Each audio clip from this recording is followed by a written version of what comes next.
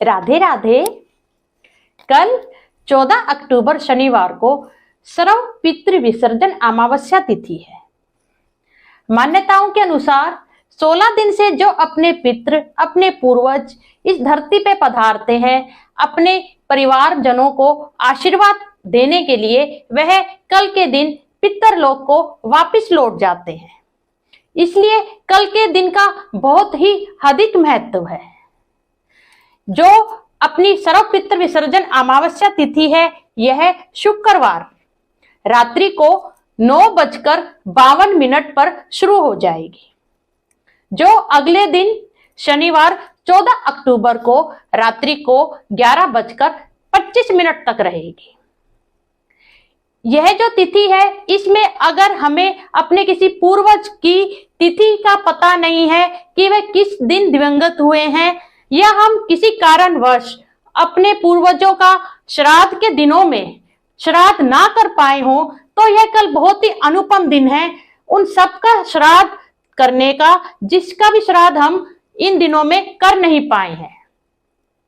क्योंकि अमावस्या तिथि पे श्राद्ध करने से जितने भी पितर पक्ष के अपने पूर्वज हैं, जो भी अपने परिवार के या कुल के पितर हैं, उन सबका श्राद्ध एक साथ ही हो जाता है। इसलिए इस दिन का बहुत ही अधिक महत्व है।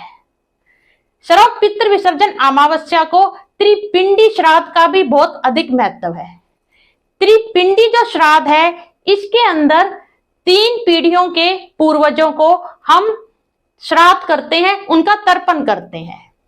जैसे कि पूर्वज पिता, पूर्वज दादा और पूर्वज परदादा, इन तीनों का जो त्रिपिंडी का जो श्राद्ध है, वह भी इस दिन की अमावस्या को बहुत ही अधिक फलदायक है। यह हमारी धार्मिक मान्यता है कि अमावस्या तिथि के दिन कम से कम हमें एक पंडित जोड़े के साथ अवश्य भोजन कराना चाहिए। श्राद्ध कर्म करने के लिए नदी का तट, समुद्र का तट, संगम का तट, प्रयागराज, काशी, केदारनाथ और जो हरिद्वार गंगा माता का जो हर की पौड़ी का जो अपना किनारा होता है वो, और गौशाला, ये बहुत ही शुभ स्थान माने गए हैं। इसके अलावा जो श्राद्ध का जो भी आप भोज कराएं, वह सिर्फ अपने घर में ही कराना चाहिए।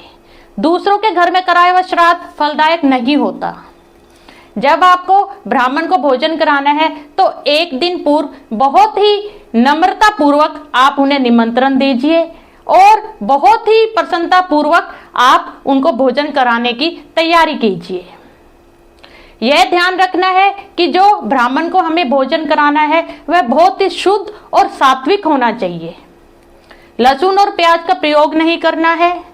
उसी क्रम में अरहर की दाल, मसूर की जो दाल होती है उसका, बैंगन, शलजम, जो काला नमक होता है, जो लौकी होती है, जो गोल लौकी होती है, उसका प्रयोग नहीं करना है। और लोहे के बर्तन में श्राद्ध का भोजन नहीं बनाना चाहिए। हमें जो श्राद्ध का भोजन है वह शुद्ध देसी घी में, और गाय का घी हो तो बहुत ही अच्छा है, उसमें बनाना चाहिए।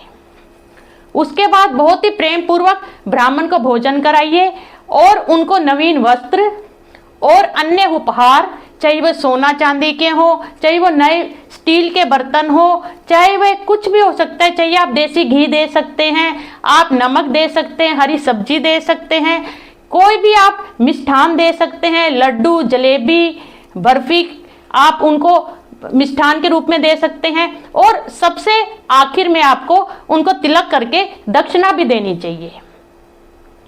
ऐसी मान्यता है कि जब ब्राह्मण जब भोजन करते हैं, तो उनके रूप में सूक्ष्म रूप से जो पितृ हैं, वह भोजन को ग्रहण कर लेते हैं, जिससे उन्हें परम शांति मिलती है और बहुत ही तृप्त होते हैं। वो जो भी व्यक्ति हैं जिनके पास सामर्थ्य नहीं है कि वे ब्राह्मण भोज करा सकें, या वे किसी कारणवश ब्राह्मण को नहीं भोजन करा सकते, तो वे कम से कम ऐसे करें, अपने जब भी अमावस्या तिथि पे कम से कम सूखा आटा, दाल, जो हरी सब्जी होती है वो, कुछ भी मिष्ठान, गुड़, नमक, यह सब देसी घी का डिब्बा, यह सब अपने जो भी पितर हैं उनका नाम लेके और उनकी आत्मा की शांति के हेतु प्रार्थना करके आप किसी भी ब्राह्मण को दान में दे सकते हैं।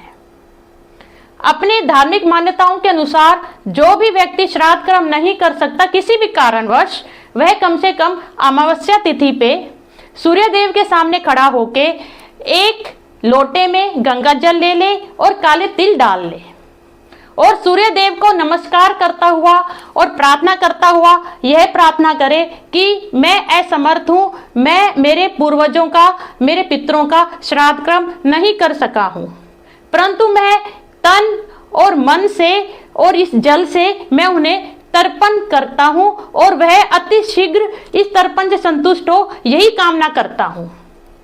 ऐसा बोला जाता है अगर सूर्य देव के सामने इस लोटे से जल चढ़ा के अपने दोनों हाथ उठा के अगर वह व्यक्ति अपने पितरों का नाम लेके प्रार्थना कर दे तो इससे भी पितर जो हैं अति संतुष्ट हो जाते हैं।